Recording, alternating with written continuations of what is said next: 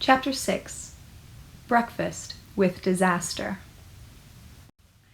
Lena's first morning in the doctor's house did not go well.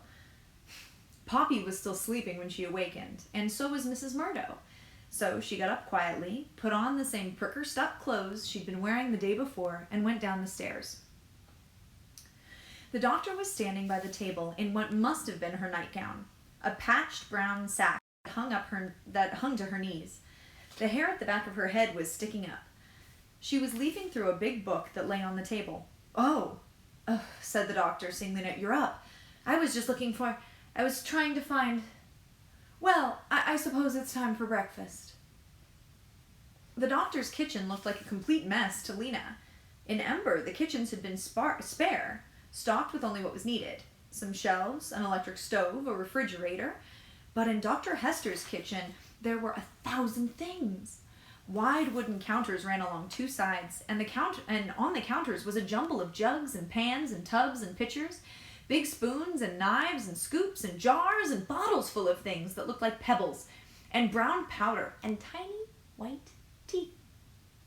There were baskets piled with vegetables Lena had never seen before. In the counter squatted a bulging black iron box. She thought it might be a cabinet, since there was a door in its front. Oh, we'll see if we have any eggs this morning, said Dr. Hester. That would be a start. Torrin appeared suddenly from the other room. Eggs, he cried. I want one. Eggs? Lena didn't know what that meant. She followed the doctor and Torrin through a door that led outside. Beyond the door was a place like an open-air version of the Ember greenhouses. Only the plants growing there were far bigger and wilder, curling and twining and shooting upward with tremendous energy. Lena recognized some of them. Bean vines climbed up frames of netting, tomato vines grew on wooden towers, chard and kale plants spurted up like big green fountains. In among the rows of plants, some fat, fluffed-up, two-legged creatures of the kind she'd seen on her way into town yesterday waddled along, poking at the ground with a sharp thing like a tooth that stuck out from their faces. What are those? Asked Lena. Chickens, said the doctor. We'll check their nests and see if they've left us anything. She bent down and went through the door of the wooden hut in the back of the garden, and when she came out, she had spider webs in her hair and a white ball in her hand. Not a round ball, but one that looked as if it had been stretched sideways. Just one today, she said. I want it, cried Torrin. No, said the doctor. You've had plenty of eggs. This one is for our guest. She handed the egg to Lena, who took it gingerly. It was smooth and warm. She had no idea what it was. It felt more like a stone than a food. Was it some sort of large bean? Or a fruit with a hard peel? Thank you, she said doubtfully. See, she doesn't even want it, Torrin said. She doesn't even know what it is. He gave her a hard shove, making her stagger sideways. Quit that, cried Lena. You almost pushed me over. Torrin, said the doctor, stretching out a hand, but Torrin ignored her. I'll push you again, he said, and he did, harder. Lena stumbled backwards and caught herself just in time to keep from falling into the cabbage bed. She felt a flash of fury. She raised her arm and threw the egg at Torrin, and it hit him on the shoulder. But instead of bouncing off, it broke open. A slimy, yellow mess dripped down his shirt. Now look at what you've done! Torrin screamed. It's ruined! He put his head down as if to run at Lena and butt her, but the doctor grabbed his arm. Stop this, she said. Lena was horrified, disgusted, too. That yellow goop was something people ate? Oh, she was glad she didn't have to, but she felt stupid for what she'd done. I'm sorry I wrecked the egg, she said. I didn't know what it was. You wrecked my shirt, too, shouted Torrin, wriggling in the doctor's grasp. But you pushed me, Lena said. Well, yes, said the doctor in a wary voice. That's how it goes, doesn't it? Someone pushes back. Pretty soon, everything's ruined. Everything, said Lena. But can't his shirt be washed? Oh, yes, of course, the doctor said. I didn't mean that. Never mind. She let go of Torin. I guess we'll have some bread and apricots for breakfast. Mrs. Murdo had come downstairs now, leaving the still sleeping Poppy in bed. They all had breakfast together. Lena ate 5 apricots. She loved them for their taste and for the feel of them, too. Their rosy orange skins were velvety, like a baby's cheeks. She also liked the bread, which was toasted and crunchy, and the jam, which was dark purple and sweet. Mrs. Murdo kept saying, "My, this is tasty," and asking questions about what bread was made of and what blackberry looked like and why apricots had a sort of wooden rock in the middle. Dr. Hester seemed a bit flummoxed by these questions, but she did her best to explain. She was nice, Lena decided, but distracted.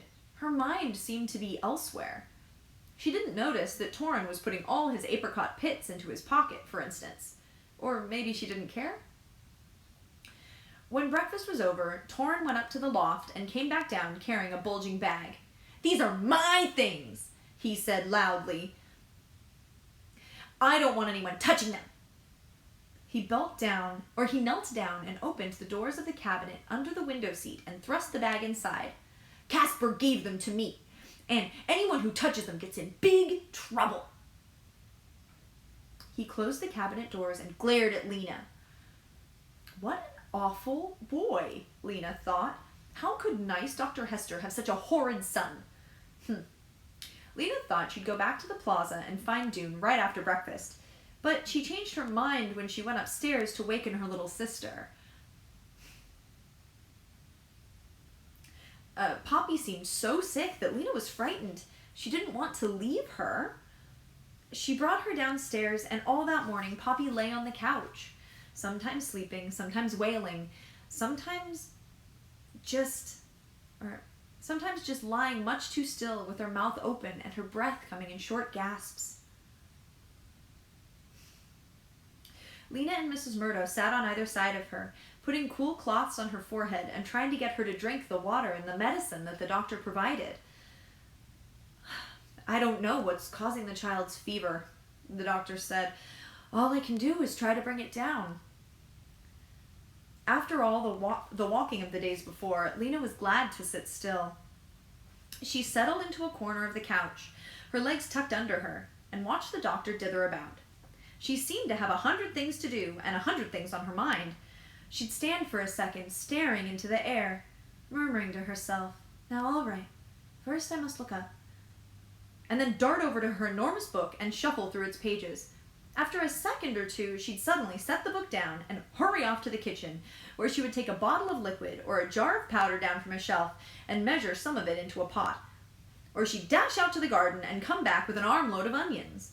Or she'd vanish out the back door and appear again with a sheaf of dried stems or leaves. It was hard to tell what she was doing, or if she was really accomplishing anything at all. Every now and then she would come back to Poppy and spoon some medicine into her mouth, or put a cold, damp cloth on her forehead. "What is that enormous book?" Lena asked her. "Oh," said the doctor. She always seemed a little startled to be spoken to. "Well, it's about medicine. A lot of it is useless, though." She picked up the book from the floor and rifled its pages. "You look up infection, and it says provide or prescribe antibiotics. What are antibiotics? Or, if you look up fever, it says give aspirin. Aspirin is some kind of painkiller, I think, but we don't have it." We had aspirin in Ember," Mrs. Murdo said proudly, "although I believe it had nearly run out by the end." "Is that so?" said the doctor. "Well, what we have is plants. Herbs, root, funguses, that sort of thing.